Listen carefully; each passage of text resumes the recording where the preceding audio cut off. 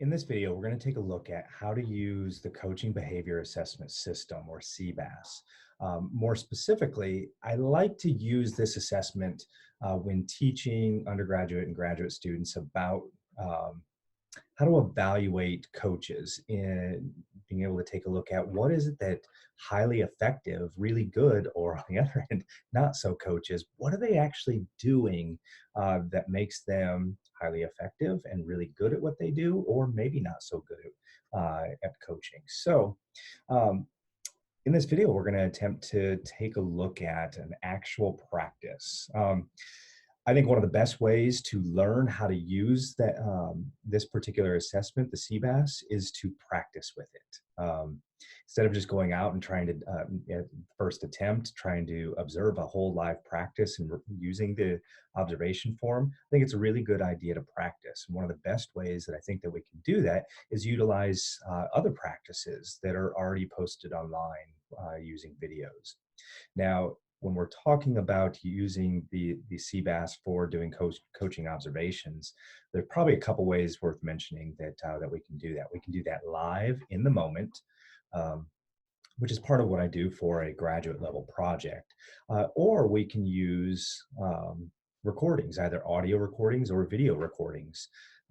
The advantage of using recordings is we can start, stop, rewind, and constantly do that and go back and observe, go back and observe, go back and observe, and code along the way.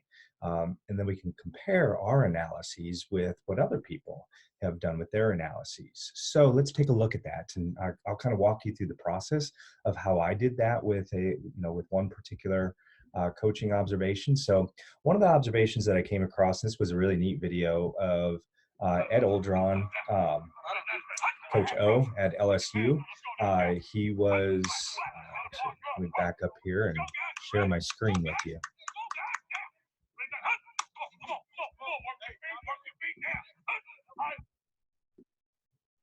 So if we're going to use previously posted videos, I think YouTube is a great place to search for these kind of practice videos.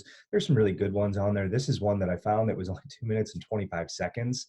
And as we go through it, we're not going to watch the whole thing step by step or sequence through sequence.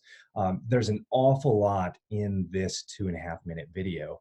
So here we have Coach O, Ed Orgeron, head coach of the LSU Tigers. You'll notice that the video was posted back in August 2015, but LSU just recently won this past year when I'm creating this video, won the national championship. And you can see that there's something special about Coach O and how he coaches and just how effective he is in just 2.5 minutes. So when we're using the coaching behavior assessment system, what we see is, and I'll just let this play for a few moments.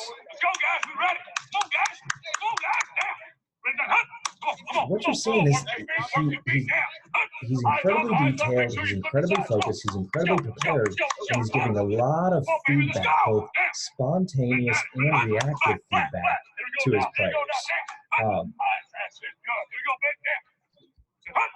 I would say, as we're watching this, if we were live and in the moment, one, there's already the barrier. Coach O, he's got a thick, thick accent, very difficult to understand.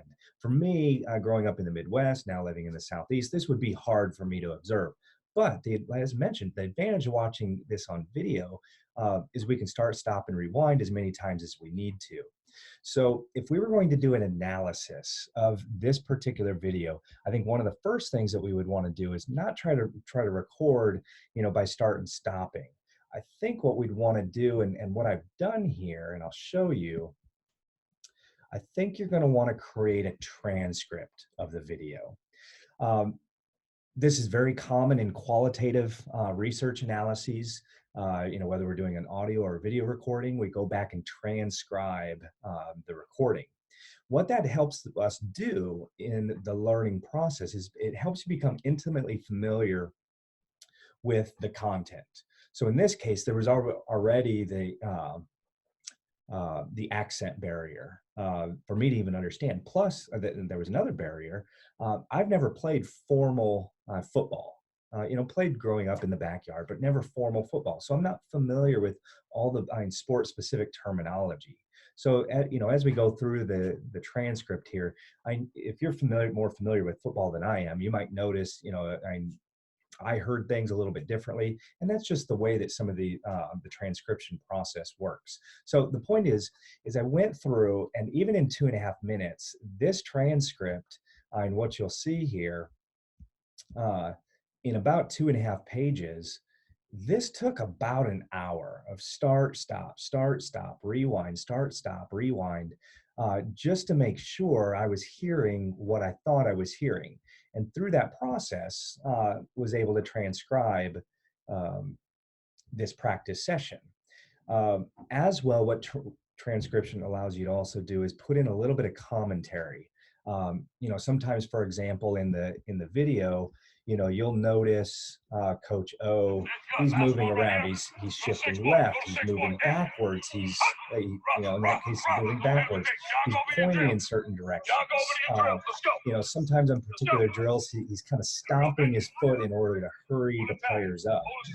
All of these cues kind of help give us, a bit of an indication as far as what verbally he's mentioned, what he's saying, what his intention is behind that.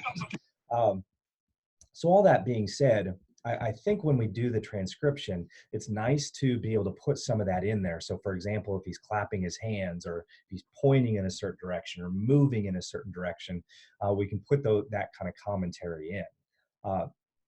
All of that being said, took the time, transcribed this. Some YouTube videos, you can download a transcription. I tried to do that.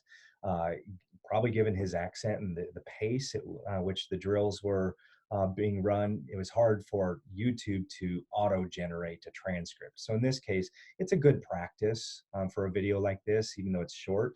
It's going to take you a bit of time, but I went ahead and went through to the best of my ability and transcribed. Now, the next step after you go through and transcribe would be to do your own analysis. So when I did that, let me see if I can pull that up here. Yeah, here we go. So after I transcribed, then I went through and using the all of my criteria for, we have two broad categories, and then we have multiple subcategories in the CBAS. Our two broad categories being our reactive behaviors and then spontaneous behaviors. So we're going to take all of these subcategories, and we're going to code our practice. Now, what I was doing as I went through and coded, I had the video kind of playing at the same time. And as I read through, I would have the video playing. And I actually noticed I had a lot of typos. I heard things differently. And so I went through and updated my transcript as I did this. But this was my first attempt to code the observations. And so going through here, that's all. That sometimes it's just it takes you multiple goes at this in order to get the transcription exactly the way that you want it. But after I did the first round of transcribing and then coding, what then I went in and did is I cleaned up the transcription. And I even noticed that as I was doing my coding, and it's been a while since I've done a qualitative analysis, I didn't really like how I had this transcription set up. So I went back and had this was my second analysis. And what you see here that I did with the second transcription is a few things. I gave myself room over here. I think this is a good idea when doing any kind of a qualitative analysis. Give yourself room in one of the margins for some notes. Put the page numbers. You might not be able to see that, but you have the page numbers at the top. And then your line numbers as well. That's very easy to do in Microsoft Word. What that allows you to do with page numbers and line numbers is then if you're comparing your analysis with someone else or in a group and you're talking this out loud, you can refer to page 1, line 5. page 1, line 18, when coach says, let's go, it's very easy for everybody to sort of stay on the same page there. So as I went through and came through and did my second round of analysis, I worked off of the first transcription, but now it was a cleaner process. It also forced me to go back and look um, at the CBAS, the Coaching Behavior Assessment System, at each of the subcategories, and really make sure that I understood exactly what we were looking for, as far as, for example, a reactive behavior, specifically like mistake contingent technical instruction. What did the original authors mean by that, or what did they mean by keeping control? Or even a spontaneous behavior like organization. And it helped me become even more familiar. And I've used this a few times in observations with coaches, but even now going back and doing a practice observation with Coach O, you just gain more experience. So I became even more familiar with the abbreviations, what we were looking for, and that helped me do my second round of analysis. So when I did my second round of analysis on this transcript, this is kind of how it looked. I ended up having about, you know, 3¼ pages, about 3½ pages. And, the video, and that's a typo, should have been 2 minutes and 25 seconds. But, in 2½ minutes, that's quite a bit of text. And so these kind of analyses take a while to do. But what I wanted to show you, in this tutorial, in our review here, is kind of what this looks like after you go through and you're comfortable with your analysis. How we're going to code all this, and I'll show you how this kind of looked for me.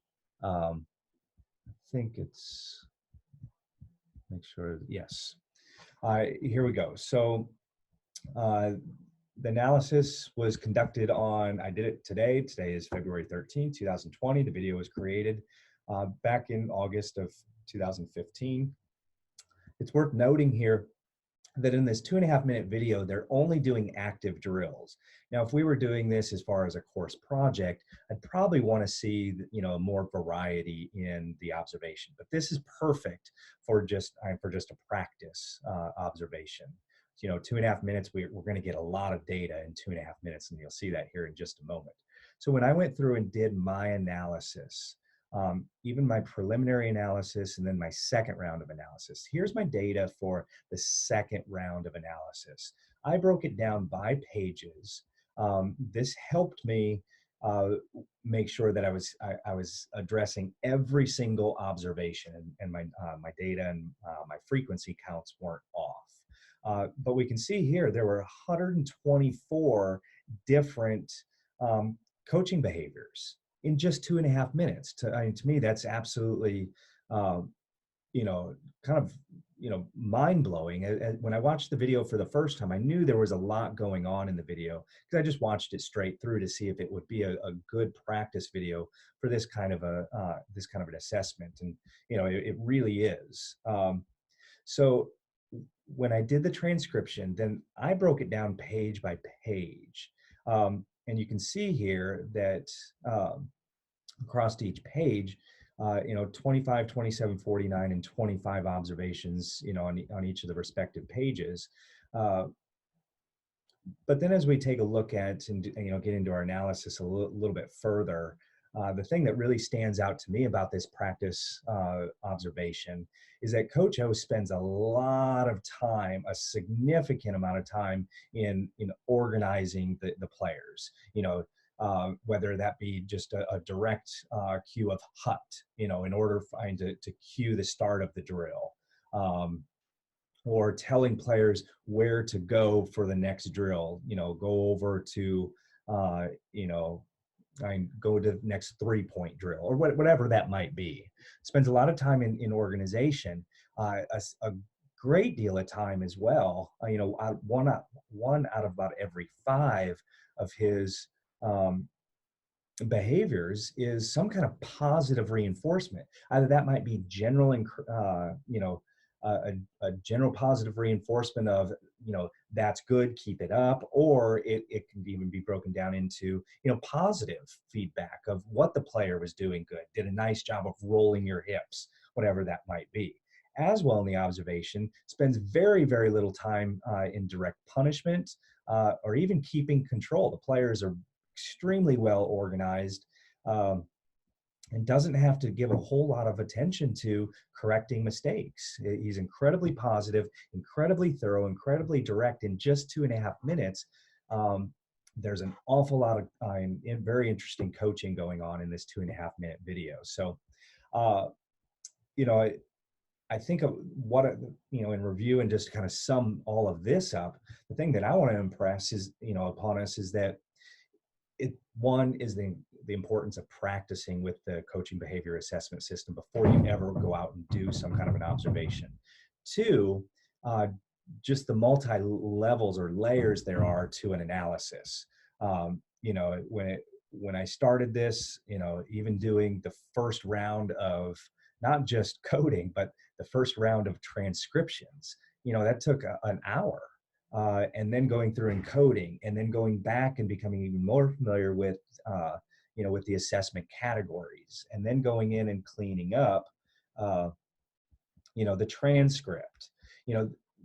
You could do this as an individual exercise, but I think this kind of a video would be a great partner or a group exercise to do in class, where maybe I do it on my own, just as I did, but maybe you do it as well, and then we compare our data. Or we could do that where we're in class and we've all maybe transcribed the video and then compared, and then we also go through and read the transcript, and we code live during class. A lot of ways to really practice with this. So all of that being said, I think the big take-home point here is that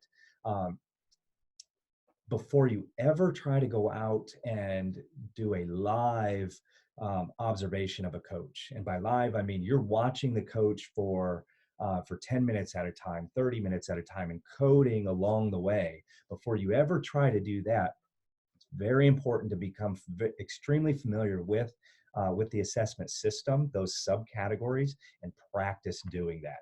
Hope this was helpful for you, and good luck in your observations.